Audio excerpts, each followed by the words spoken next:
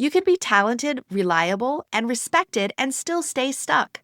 When promotions keep slipping through your hands, the real issue is often invisible. This episode brings the unspoken signals into the light so you can move with clarity and confidence. This is the Your Next Success podcast, and I am your host, Dr. Carolyn Sengel.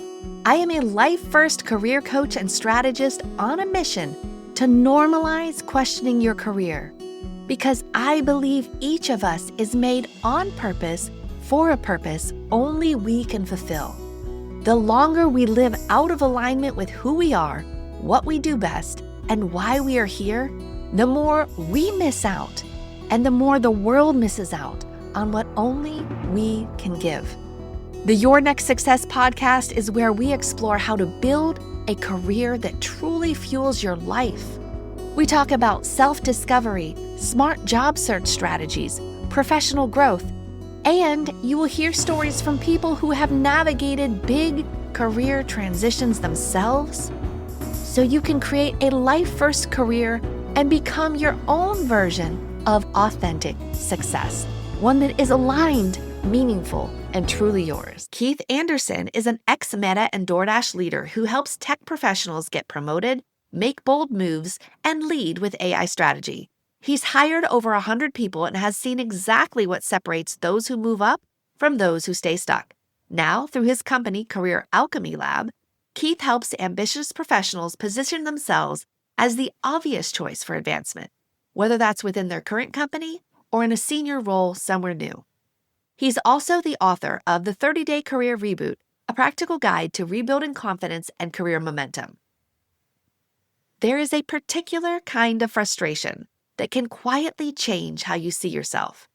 You're doing the work, you're delivering, you're the person people count on. You hear the praise and you believe it because it matches what you know is true about you. And then you hit the ceiling. You're great, but we need to see more presence. You should advocate for yourself. Maybe next cycle. Vague feedback creates fog. Fog creates second guessing. And over time, a high performer can start shrinking their own expectation of what's possible. This conversation with Keith Anderson is for the person who knows that they have more to give and wants to move up without becoming someone they don't respect. Keith breaks down what leaders are actually responding to when they decide who is safe to elevate. You'll hear why promotions are often decided long before the formal conversation happens, and how you can start sending the right signals with calm authority. If you've been waiting for the system to finally notice you, this episode helps you shift from hoping to leading. Welcome, Keith, to Your Next Success. I am thrilled to be having this conversation with you. Thank you, Carolyn. Me too. It'll be a great conversation today. Can't wait. Awesome. Okay, so and I know you and I share a lot of commonalities and the types of things that we want to help serve people with, and we're going to totally get into that and all of the amazing ways that you help people through career transitions and people who want to be able to be leaders, to be able to become leaders through your beautiful supportive community and all your wisdom and things, how you help people. We'll get to that. And let's start way, way, way back. Tell me about childhood, like the littlest Keith. What did he love to do? Where did you grow up? What was that like for you? Yeah. Oh, I love going down memory lane. Yeah. So for me, I grew up in a small town on Cape Cod in Massachusetts. So right on the water. But didn't appreciate it as much until I left and I came back, But growing up early on, how kids used to play, firefighter or policeman type of games. For me, I played being a teacher. Oh, yes. I don't know, with my friends. No, I did that too. I tried to, they were all my students and I was in charge and I tried. Yeah. And if friends didn't want to play, I made my stuffed animals do it. They were all good students. Oh, I did the same thing. Yeah. So I knew early on, I had that inclination to become a teacher, right?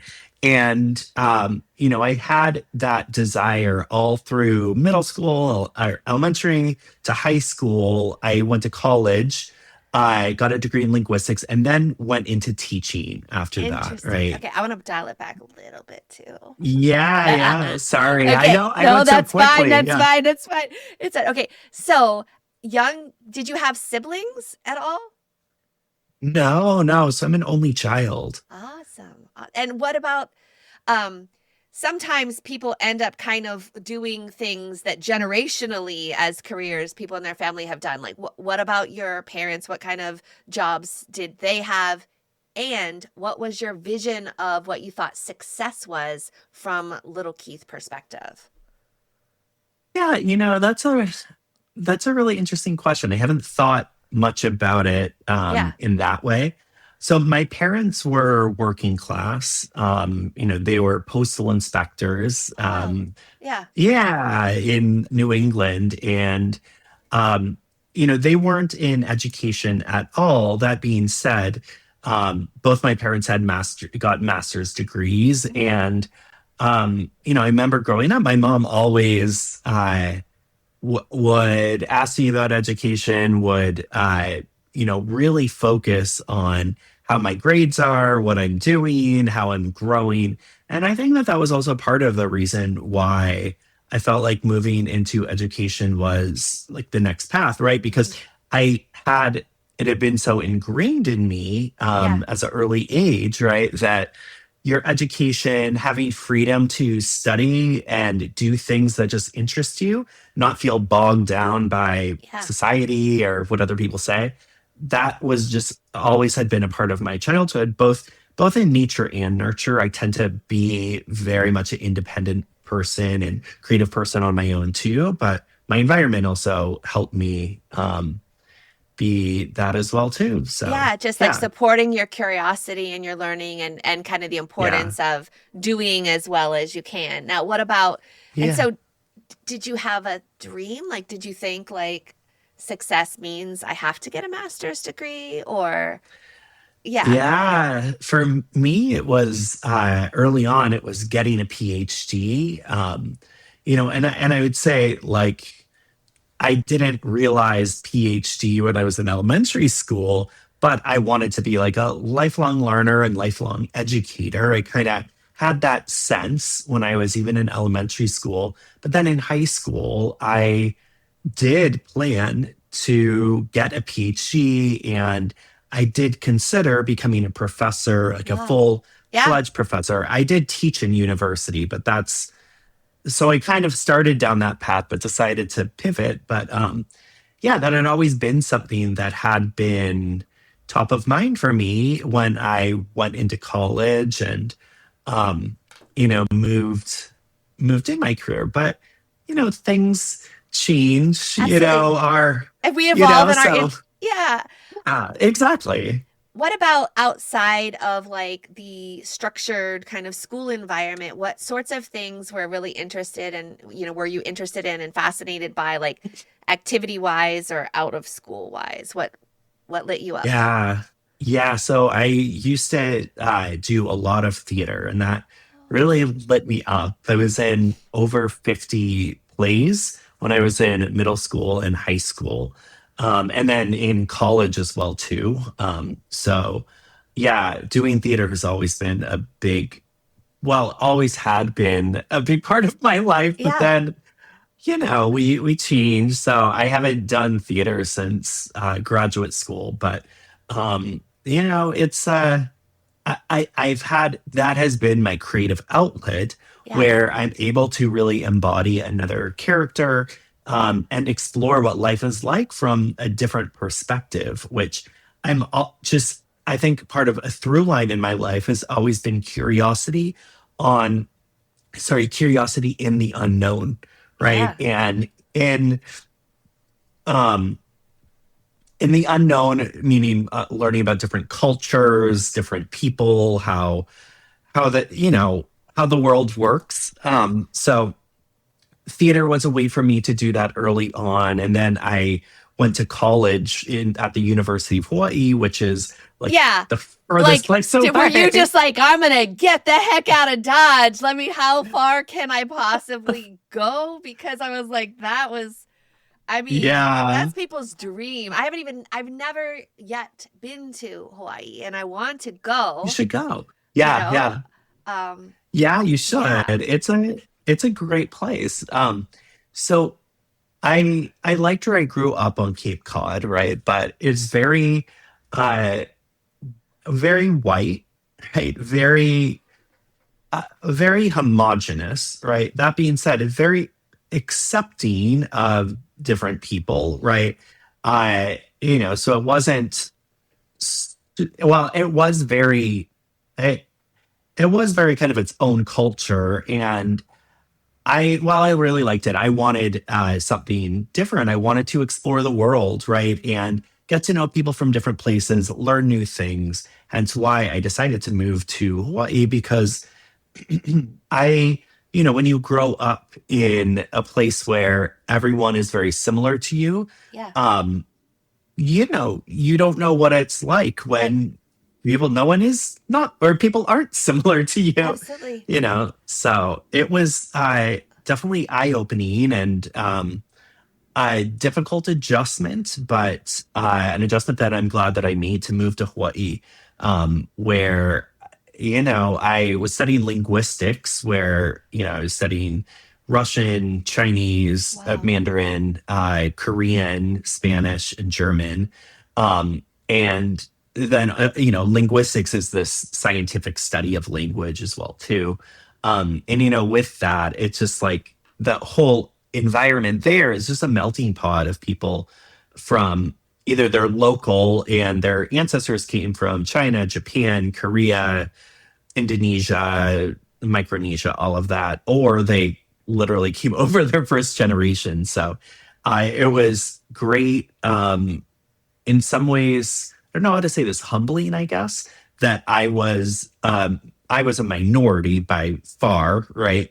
Um, and it was just an experience that really shaped my life to become what and who I am today.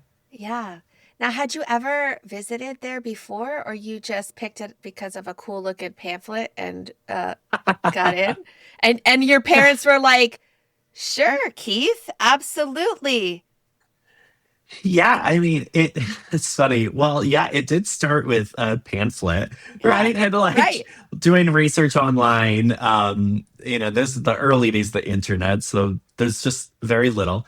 But yeah, I did go with my dad for like 3 days. We did just a really quick hop over a long plane ride to Yeah. Honolulu and got a little bit of the feel, but then, I was between University of Hawaii in on in Oahu, right, or Honolulu, and then I was looking at another one of the University of Hawaii campuses on the Big Island, and then a few universities in Massachusetts. But it for what I was looking for, hands down, like That's I knew awesome. that it was what the direction that I needed to go. So Wow. Wow. I have a kid. yeah. Yeah. Yeah, college move in from a plane would be very interesting. And yeah, I but Yeah. Well, my parents didn't come with me to move in and they never came to visit me. They're a bit older, right? So I was just on my own there from 18 to I lived there for about 7 years. wow. Um, Wow. so Yeah. yeah. Okay, interesting. All right. So, when you got your first kind of like job, what was that and where was it? Well, my first job, I had been working ever since I was 14. Oh, So I wow. worked at Yeah. a pizza place and I worked at Dunkin' Donuts, a gym. And then that was in To Massachusetts, then in combat the Hawaii. donuts. Like Oh God. pizza and donuts, and then it's like, I whoa, I need to know. work somewhere better, like at a I gym. know, right? Like, oh, this isn't a sustainable life. Didn't want to get too fat, so I needed to work out, get a free membership. That's Um, awesome. yeah, and then when I was in Hawaii to pay bills, like I worked at a restaurant out there. So I those are my first jobs that I had. So a lot of, I guess, working class type of roles. My first professional role in education, was in education and teaching. And I was teaching at a high school in Honolulu.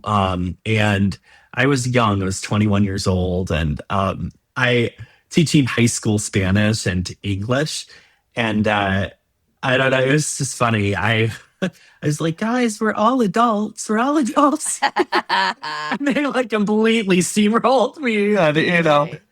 I needed that experience though, I think, to like get the realities of what teaching education was like, both in K through 12 and then later in teaching college. So yeah. Yeah, so how did you transition from that? Yeah, yeah, I thought I wanted to be a teacher as well. Because Really? my dad What was a teacher, changed? principal, and a superintendent. So like I was Wow. what yeah, when I was really little, he was going to school to get his PhD and also working. So it's like I saw Wow. this, work hard, play hard kind of thing and being immersed and like always like waiting for my dad for whatever he had going on because he totally was immersed in whatever school he was in and being there for all of the extracurriculars and all of the things. And so then that meant that I was there. So either I got involved in extracurriculars and things, but either way, I still ended up kind of like spending a lot of time in his office. And I saw a lot of the inner workings of how it was. And I just kind of thought, like, yeah, I think I want to do that. And he Yeah. cautioned me, like, girl, I don't think teaching is going to support the lifestyle I think you want to be accustomed to. And I was like, Oh, what? interesting. What are you saying? And so I, he also said, you don't have to be an educator to educate. There are plenty of people in companies that also are helping people learn and teach them along. And I really feel strongly that your path is outside of a school. So why don't you consider that?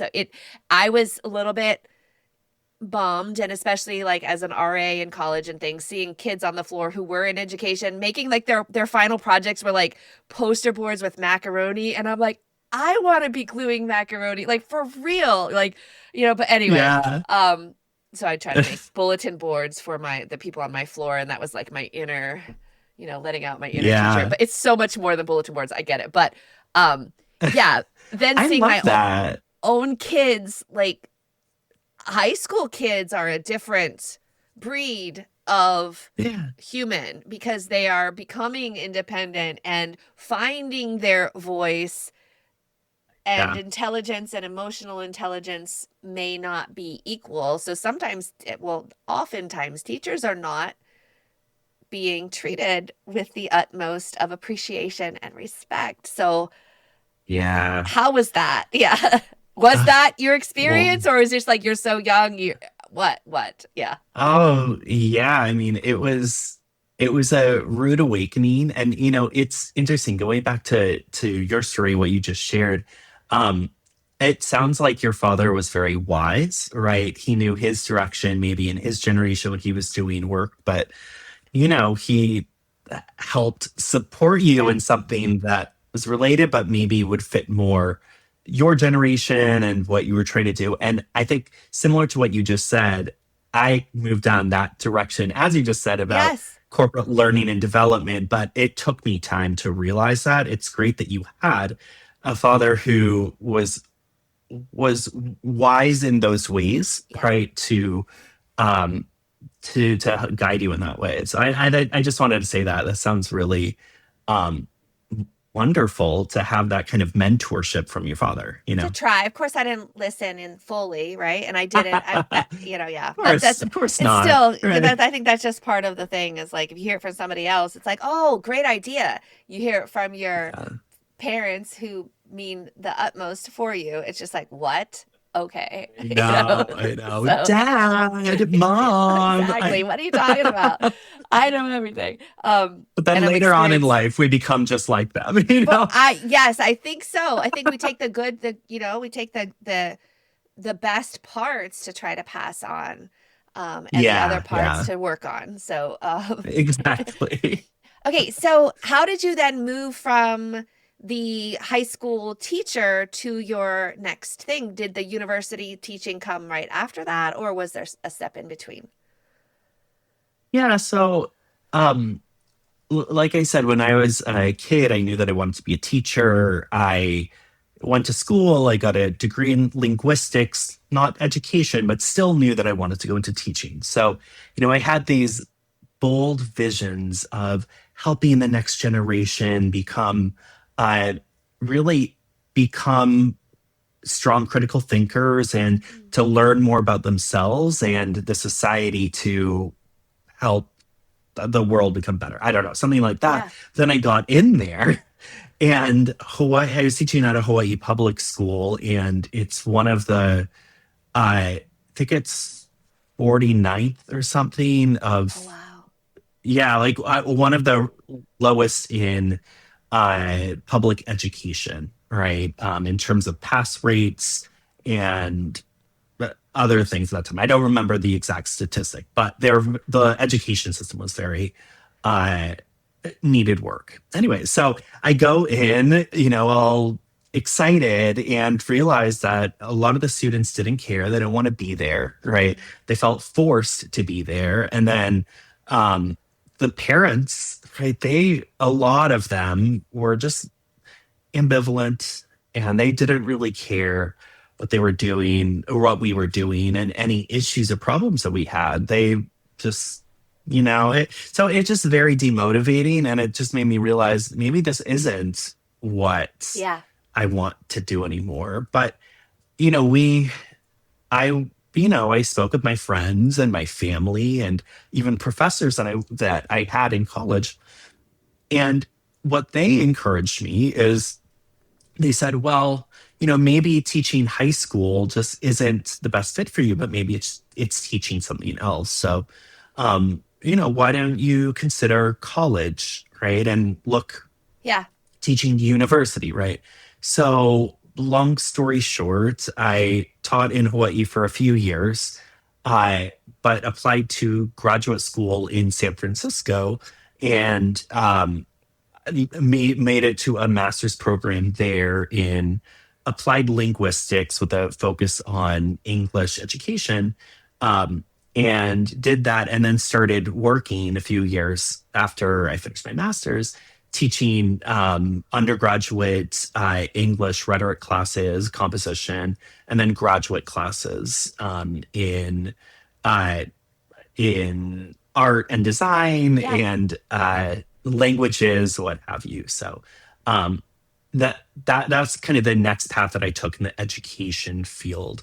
But with that, I I didn't have to deal with parents anymore. I did have to deal with some ambivalent students who didn't care so much Yeah. about the classes, but I felt like the institutional issues that I had in high school were still there in just slightly different ways, like masqueraded as something a little bit different, but it kind of ended up being the same, if that makes sense. Yeah. Yeah. Um, so this whole dream of what I imagined being a teacher was, and then being a lecturer, it just ended up being not what I thought it was. Yeah. Um, and I mean, don't get me wrong, I enjoyed enough, what I Absolutely. was doing. I wasn't miserable, but um, I knew that it wasn't a path that I could do forever. But then I didn't know what else I could do. I felt like Keith equals teacher, and that was my whole identity. So Now what what do I are do? you? Yeah. Yeah, And you yet, it's also know? important that you're kind of like recognizing some of these symptoms and patterns and how it's feeling to be in that position that you thought you wanted, but then from the Yeah. inside lens, that perspective becomes a little different. I also want to do one quick point on the parents of high schoolers because I have a very different perspective of this now that I've had two of my own. And I just wonder because like when my kids have had something like in elementary school and middle school, elementary school more so. I was there a lot. I was volunteering. I was very very involved because it was, again, my inner dream of, can I help with your bulletin boards and whatever is going on and plan the name tags and the field trips? Anyway, whatever. But when they Yes. got to high school and they started having some challenges with different teachers and classes, they told me, do not reply. Don't reply. Don't engage, because they wanted to handle it on their own. And so that gave me a Yeah. different perspective, because I had thought, right, as well, like, oh, these kids, their parents must not care. And behind some children, there are absolutely parents who 100% care and are rooting from the home team, bench, and have been asked not to participate and play. And so, in that weird thing of trying to help your kids grow up and become, it's like, okay, well, really? Well, why aren't you doing this homework? Well, I think this homework is complete busy work and it's less than 10% of my grade. I already have a 100. I turn in some of them. And then when it becomes so much busy work that it's taking over my ability to enjoy my life, have fun, or do the work for other classes that are harder, I don't see why I need to do it. If I'm getting 100 on the test, why did I need to do that homework? And so I was like, oh, and meanwhile, the teacher is sending multiple notes, right? Your kid isn't turning their homework. Please help. I'd like for you to talk with you. And I'm like, ugh. My kid's saying, don't talk with Yeah. them. And so, like, I'm just saying, Yeah. Yeah. whole new, may not have been the case, but there Yeah. might have been some that care that just can't share for that Yeah. supporting independence. Imagine what your life would be like if your career aligned with who you are, what you do best, and actually fueled the life you want. At Next Success, we support all ages and stages through career transitions, from students exploring majors or careers to job seekers actively searching or reimagining their next move, to professionals committed to self-awareness and leadership growth. Stay connected and explore what's possible at nextsuccesscareers.com, and follow Next Success Method on LinkedIn, YouTube, Instagram, and Facebook. Oh, totally. I think that's a really good call out, right? And it's interesting. Uh, it's funny now that I'm saying this. I'm a very independent person, and I was when I was in high school. Right. Just because I taught high school doesn't mean that I was like the perfect student. I mean, I was very similar to what you're talking about, where I didn't turn everything in. You know Right. what I mean? That's right. Yeah. And I'm just like, okay, right. Yeah. But they're great humans. So, Yeah, yeah, and I think like at least like from what I experienced and what I mean, and not wasn't so much around those small things like homework type of things, or even like telling the parents like, oh, they're really not doing well. It was more like um behavioral things, right? Where it was out of control, where we needed to call the police and get security. wow. Wow. That That's type different. of That's next stuff. level. That's next level. Yeah, Okay. yeah. Yeah. Not like That's next level. Okay. But also though, I just wonder, because of like the environment, if that school was rated so poorly, maybe there were just yeah, so many other things like in the whole hierarchy of needs that those students needed. They weren't yeah, able to get to that learning, yeah. loving thing. So yeah.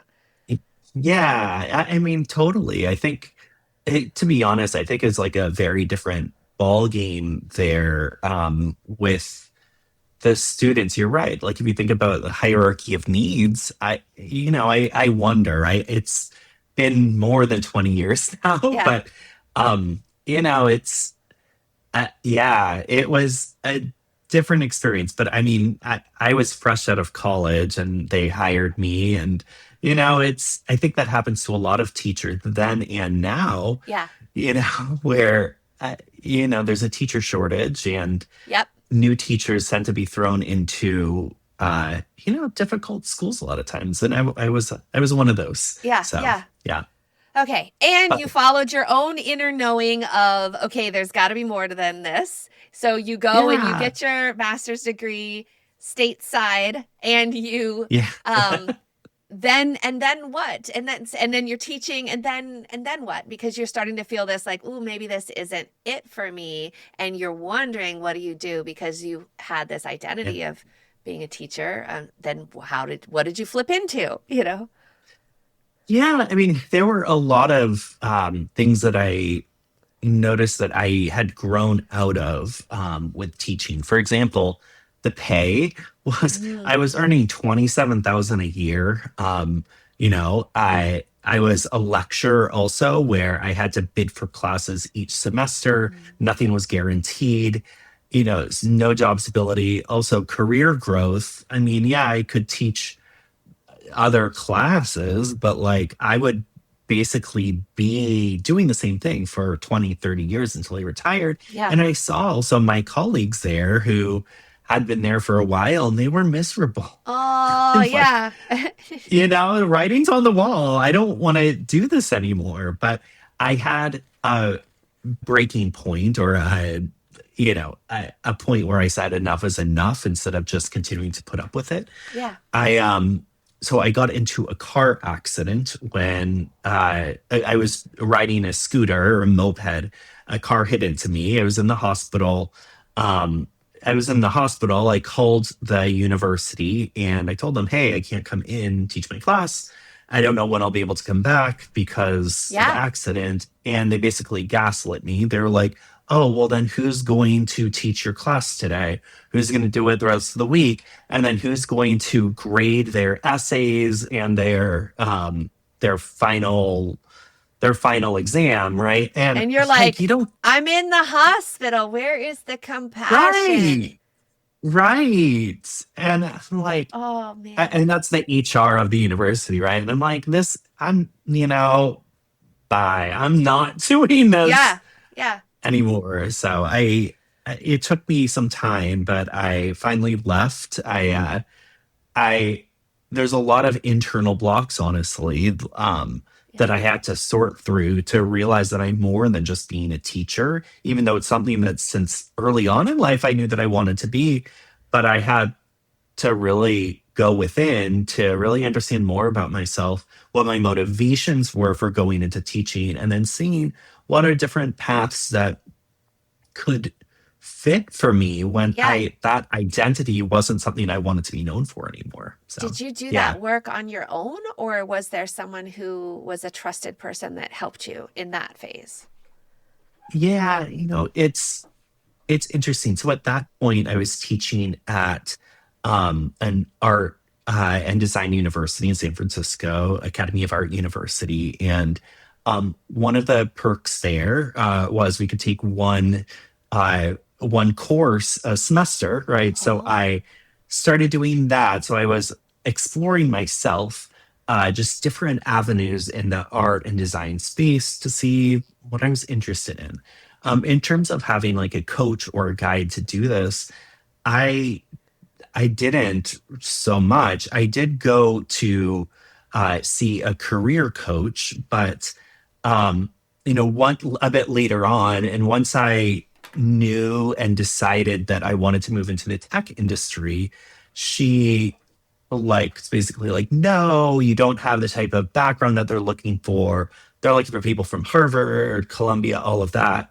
And it would just be really hard for you. I was like, okay, yeah. You're I'm not not going to supporting continue me. listening there. You're not helping Right, me get the dream that I want. And you're kind of right. naysaying bye. Ex- exactly. I'm like, not a coach. You're like, a naysay, Yeah. not a Yeah. coach. You're a So demotivator. yeah, I know, right? Yeah. So anyway, I did a lot of exploration more on my own through taking classes and then just going to events, like networking events where I just met other Nice. people Yes. doing very different things. And I just was curious and wanted to learn about their life, right? And what they're doing, if they liked it, how would a new person with my background get into something like that? Even if I wasn't directly interested in what they were It's just doing, the I still point. wanted to know. I want to Yeah. I want to pause on this. This is how you do it, folks.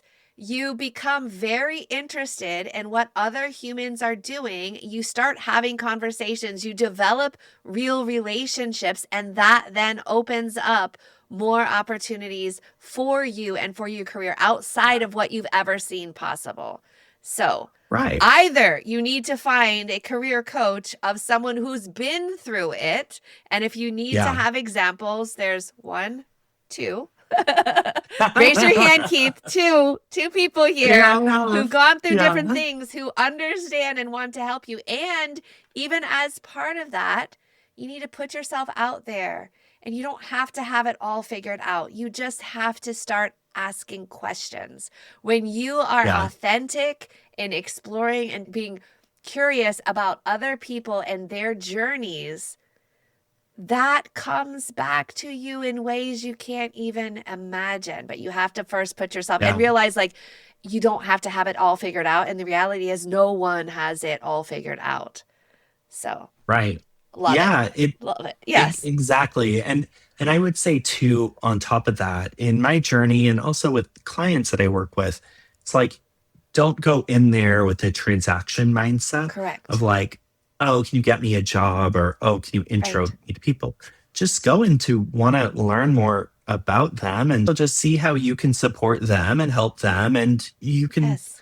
work together, but not going in with an agenda, which I know for job seekers can be hard because you want a job, but Absolutely. Yeah. things are work more organically than just so like than doing things so concrete like that, right? Yep. Because the world doesn't work in transactions.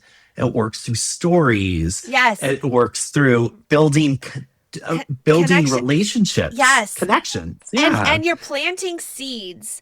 Planting seeds and Exactly. watering them. And just like whether you're growing a grass, or you're growing a flower, or you're growing a mango tree, each seed is going to take different amounts of time between planting and harvest. And the reality is, if you're trying to grow yourself and in your career, you don't want all of them that come back in the next day or two. There are some that you nurture over time. You keep that connection, and great things do happen if you're showing up differently. Right? Those ones that go to Yeah. networking events and definitely, I want a job, I need a job, and here's my background, and can you help me with a job? And you're like, I don't know who the heck you are. Yeah. Yeah. Person Yeah. versus the other one that's like, hey, this is my first time here. I'm Yeah. not really sure what to ask, but I'd love to know what brought you to this meeting, or what brought you to this event, and just being Yeah. curious. So yeah. Okay. I So you love go to that. these networking Yeah. things and you start exploring and being very curious about other people and what might it look like for someone like you. And then what happens from that? Yeah. Not And transactional, not that one meeting, but over time. Yeah. yeah. For sure. So well, first, of course, and obviously I started learning more just about different the different roles and different areas within a corporate setting that I had no idea about, that I didn't know from being a lecturer or a teacher. So, I learned about operations and strategy and marketing and all these things, right? Um, and so that was great, right? That also helped me build confidence in just knowing at a high level how companies work in like larger corporations, right? So that was the first thing that helped me build my general overall confidence when I had these conversations after a lot of those just I want to get to know you conversations. Yeah. And then what I did notice is that and what I was doing during those conversations was also just, yes, like listening intently and just going in with curiosity, but really just seeing how I'm feeling about what they're saying and whether I see myself wanting to, Yeah. if I just had some attraction to like what they were saying or what they were doing, or it's like, oh, great to know information, but maybe not. So from there, I was really drawn to the design space, in particular the UX space, and the design. And I met someone who's an instructional designer. I said, "Oh, that seems like a perfect fit, right, with my background and focusing more on the design side and more the creative side of things." So I I explored that a bit more, and I started going to instructional design specific events, reached out to people on LinkedIn similarly, though, just to hear their story, how they got into it, what path they took when they started, all of that. And that again helped me build more confidence and just kind of understand more of what the landscape was. But keep in mind, this was all while I was transitioning. So I wasn't like, um, I needed more information in order to know how I could position myself Yep. and make myself really stand out to potential employers when I'd never worked in corporate before. Yeah. Yeah. So Yeah, but it's like it's yeah, kind of back to the theater thing a little bit, and you're learning about the yeah, characters, and you're learning about the roles available, and you're learning about how you exactly. can best show up to land that Yeah, role, honestly, you know? yeah, yeah. I mean, it's the same thing. Excuse me. It's the same thing if you think about it, where when you are studying for a role that you're playing, you do a lot of research on the characters. You watch TV shows that they were in or, Yep. plays that they were in, and you see their mannerisms. Or if you don't have that, you look at people who are similar, right? How they walk, how they talk, what their priorities are, all of that. And you start embodying those, not to copy necessarily, but to embrace that to see how you can make something your own. Yeah. And in this case, like a hybrid version where I'm embodying a lot of those things, but also doing it my own way. 'Cause, see, I don't want to be a copycat Right, right, 100%, right, right. but It's data. It's it's finding foundational that data. Yeah. balance. Like Yeah, what's the starting line and how can you enhance? Okay. So then you yeah, have exactly. this whirlwind of careers in many well-known places. Tell a little bit about those experiences. Yeah. So long story short, I did transition into design, instructional design, and then later on program management and leadership in large tech companies in the Bay Area, right? I became a product of the Bay Area. Yeah. So Great I area to worked be. at, Yeah. yeah, especially in the tech industry, which is where I finally figured out that I wanted to move into. And my first role outside of education was at Google as a developer and designer. And then I moved into other companies, including, well, YouTube. I moved from the Google side to YouTube side. It's owned by Alphabet. So that was an easy transition. And also worked at Uber, Meta, DoorDash, a few startups, all within a 8-year period. And I felt like that education piece was like the first piece of my career, right? And then at that point, I was in this second phase of my career.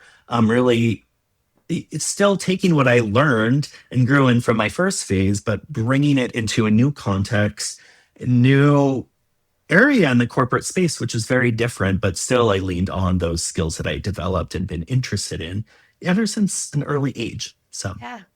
And you saw a yeah. lot about how people get positioned for new positions, for new roles, and like, who got it, who didn't get it, while you're also helping, level up their internal learning.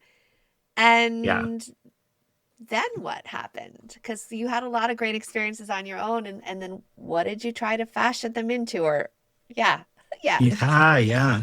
Yeah.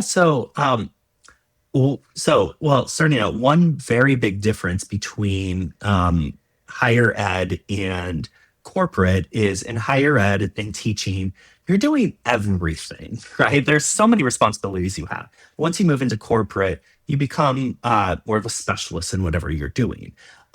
One thing that I loved in teaching was mentoring and working with people who are at previous stages in whatever I was more of yeah, an expert in and guiding them to be where I was at the time.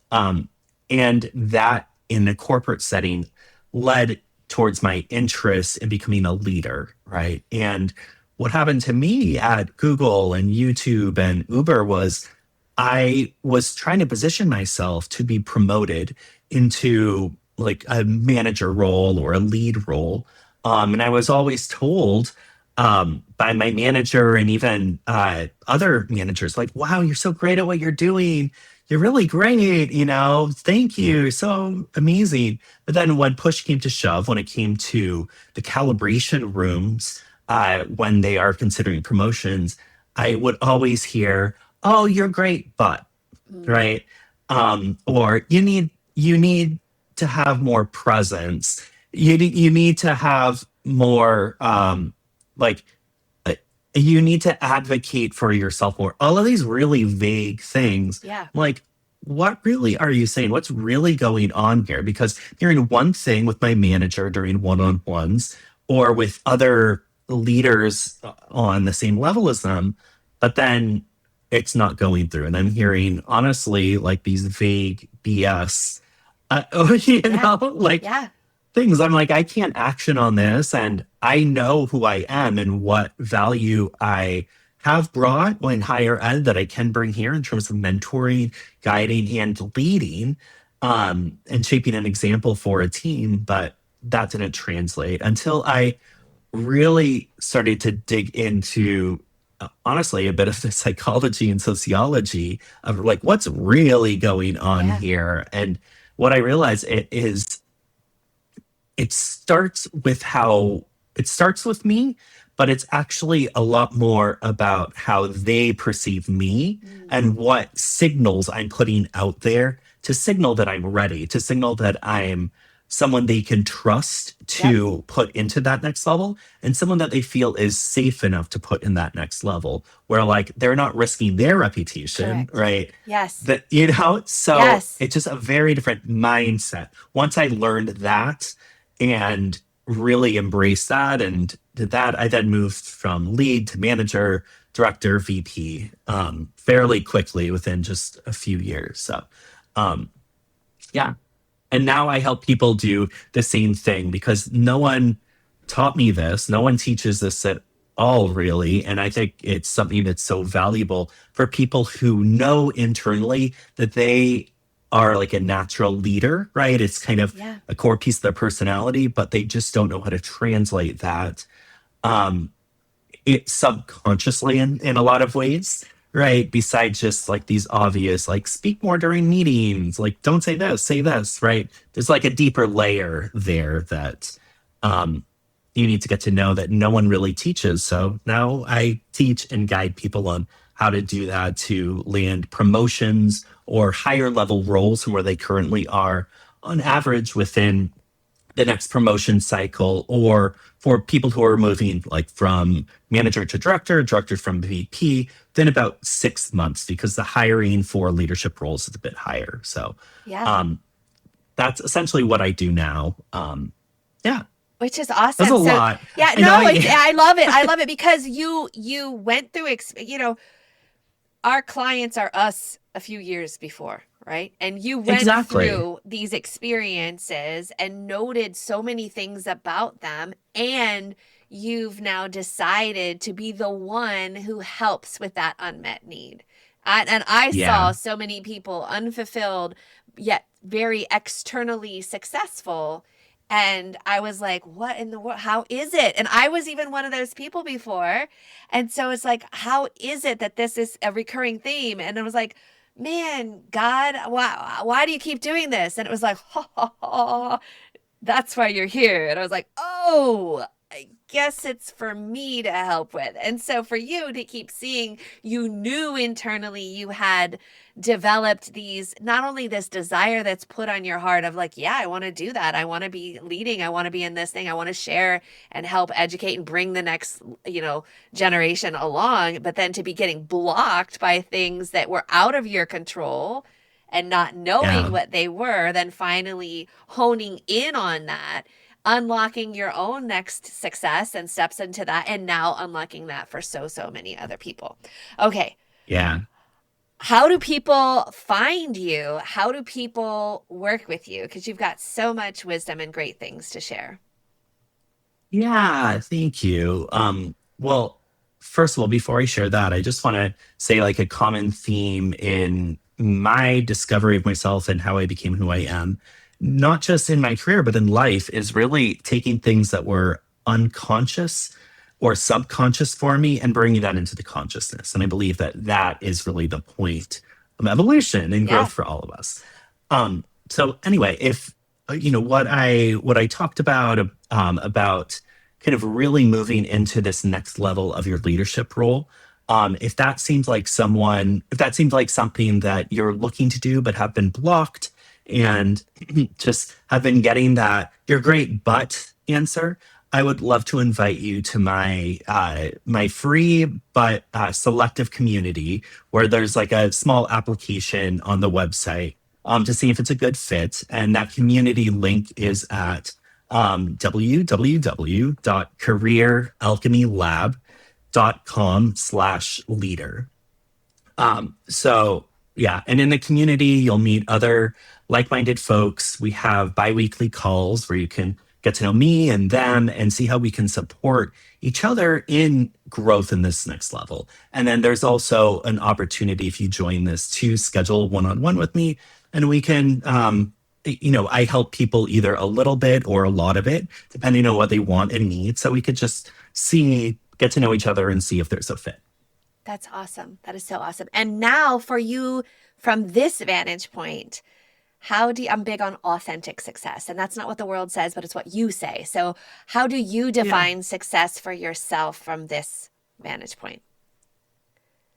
So just overall success to me is feeling in my gut that what I'm doing is uh, aligned with who I want to be and become. And that feeling that I have is just a place of ease and comfort, right? And even when when I explore new things, I'm very love to explore and move into other things. That's my signal that like this is the right direction. So that's what I consider success for myself.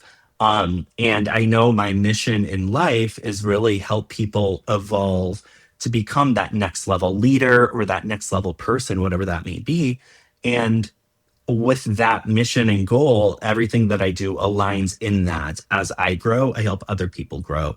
And my alignment internally, as I mentioned, is how I know that that is successful. And it is going to manifest even if it hasn't yet. So, Yeah. yeah.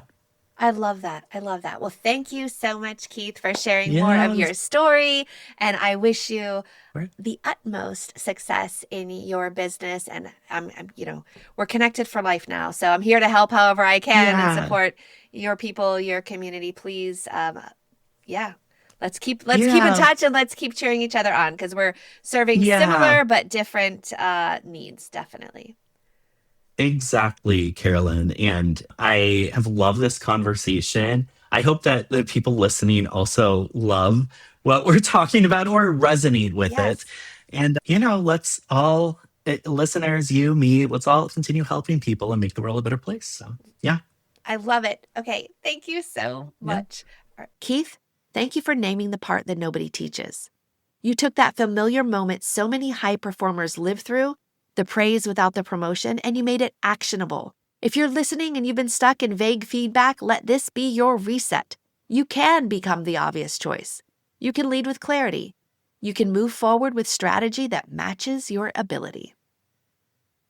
Thanks for listening to Your Next Success with Dr. Carolyn Sengel. Remember, authentic success is yours to define and includes aligning your career to support the life you want.